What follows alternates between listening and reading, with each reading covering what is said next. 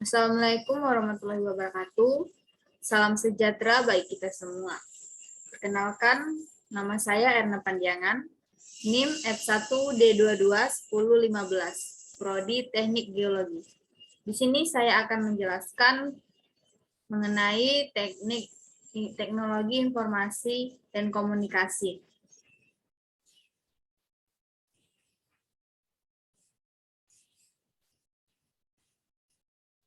Masyarakat informasi. Yang pertama, definisi masyarakat informasi.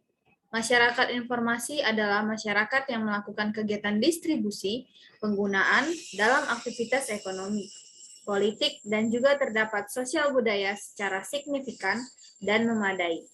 Tujuannya untuk mendapatkan kelebihan kompetitif secara internasional melalui penggunaan TIK, Teknologi Informasi dan Komunikasi, dengan cara kreatif dan produktif.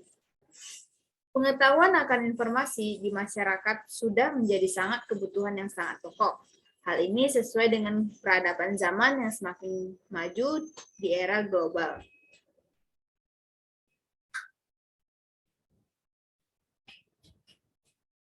Pentingnya sistem informasi. Alasan sistem informasi diperlukan. Sistem informasi sangat penting sekali diperlukan oleh manusia, karena dengan adanya sistem informasi ini, maka informasi ataupun data-data dari waktu yang lama pun tentunya akan tersimpan dan terekam dengan baik, sehingga dapat dicari lagi dan kemudian hari untuk berbagai kebutuhan. Selain itu, sistem informasi dapat memiliki banyak manfaat dalam mengetahui keadaan luar maupun dalam negeri. Dengan begitu, kita para manusia dapat dengan mudah melakukan hal apapun karena data dari sistem informasi. Yang ketiga adalah teknologi. Hal yang kita ketahui dari definisi teknologi sendiri. Teknologi adalah suatu kumpulan alat, data, aturan, dan juga prosedur yang merupakan penerapan dari sebuah pengetahuan tentang keadaan, kondisi, atau pembelajaran ilmiah atau modern terhadap meringankan sebuah pekerjaan tertentu dalam suatu kondisi yang dapat memungkinkan terjadinya pengulangan. Fungsi teknologi yaitu sebagai penyimpanan dan juga sebagai pencari kembali informasi yang telah ada sebelumnya. Teknologi informasi. Komponen sistem teknologi informasi. Teknologi informasi merupakan salah satu teknologi untuk membantu manusia di dalam setiap kegiatan kehidupan. Teknologi informasi membantu manusia dalam membuat, menyimpan, mengatakan, atau mengkomunikasikan, atau menyebarkan informasi dengan cara yang mudah. Komponen sistem teknologi informasi. Di sini kita akan menjelaskan komponen sistem teknologi informasi. Komponen sistem teknologi informasi adalah suatu alat yang terkoneksi dalam suatu sistem informasi teknologi yang digunakan untuk menerima input, menjalankan model, menyimpan, dan mengakses data. Adalah kemampuan individual dalam melakukan pengolahan. Ada 6 komponen dasar sistem informasi, yaitu brainware, hardware atau perangkat keras. Yang ketiga adalah software, keempat prosedur, kelima basis data, keenam jaringan atau network. Brainware adalah kemampuan individual dalam melakukan pengolahan. Ia berperan sebagai pengelola atau penggunaannya. Yang kedua adalah perangkat keras, hardware. Hardware terdapat 3 macam komponen standar, yaitu input, output, dan jaringan, di mana komponen tersebut dapat dihubungkan dengan hardware. Yang ketiga adalah software, perangkat lunak. Software merupakan sebuah aplikasi ataupun sistem yang berada di dalam hardware, yang biasanya berfungsi untuk mengoperasikan suatu aplikasi dalam hardware. Keempat, prosedur. Merupakan sekumpulan aturan-aturan atau tahapan-tahapan untuk membuat, memakai, memproses, dan mengolah sistem informasi ataupun hasil keluaran dari sistem informasi. Yang kelima adalah basis data. Basis data merupakan suatu pengorganisasian sekumpulan data yang saling terkait sehingga mempermudah pencarian informasi. Dan yang keenam adalah jaringan atau yang sering disebut network. merupakan media yang berfungsi sebagai piranti dukungan untuk menghubungkan piranti lain atau perangkat lain ke dalam komputer agar kinerjanya luas.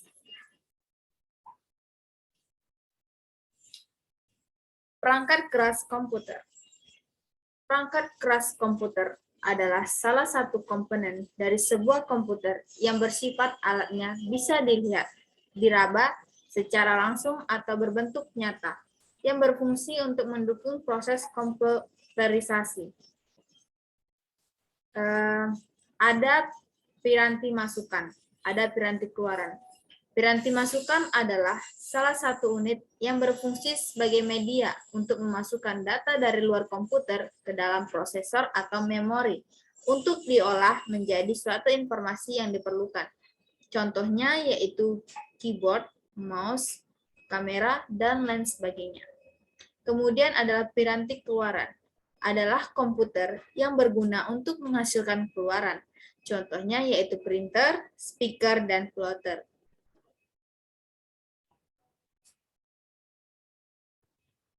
Perangkat lunak. Definisi perangkat lunak dan klasifikasinya. Perangkat lunak merupakan istilah khusus yang sering dipakai pada data yang diformat serta disimpan secara digital, yang di dalamnya meliputi program komputer, dokumentasinya, serta segala informasi yang bisa ditulis dan dibaca oleh komputer.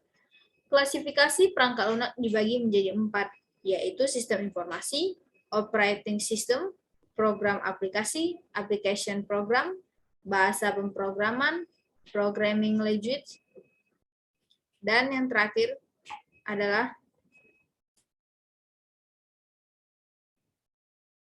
perangkat lunak yang sering digunakan, yaitu Microsoft Word, yaitu software untuk mengolah kata, Microsoft Excel, yaitu software untuk mengolah angka, dan Microsoft PowerPoint, yaitu program untuk presentasi. Sistem informasi. Menjelaskan definisi, fungsi dasar, dan tujuan sistem informasi. Sistem informasi merupakan penghubung antara pengguna dari komputer dengan perangkat keras komputer. Menyediakan sekumpulan layanan kepada pengguna sehingga mempermudah dan menyamankan.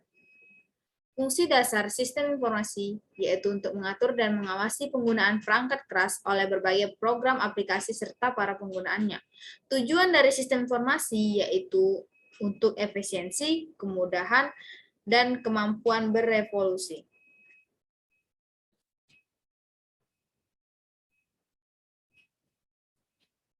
Penerapan IT. Manfaat dan contoh dari penerapan IT. Manfaat teknologi informasi sangat penting bagi kehidupan sehari-hari kita, baik dalam bidang pendidikan, telekomunikasi, bisnis, industri, hingga juga pada bidang kesehatan. Contoh penerapannya dalam kehidupan sehari-hari, yaitu pada bidang pendidikan. Pada bidang pendidikan ini dapat dengan mudah untuk mendapatkan informasi pendidikan, karena berbasis dari informasi dan teknologi yang lebih canggih dan modern dalam bidang pendidikan, sehingga dapat mempermudah kita dalam menempuh pendidikan dengan data yang lebih modern. Yang kedua, pada bidang komunikasi atau kehidupan sehari-hari.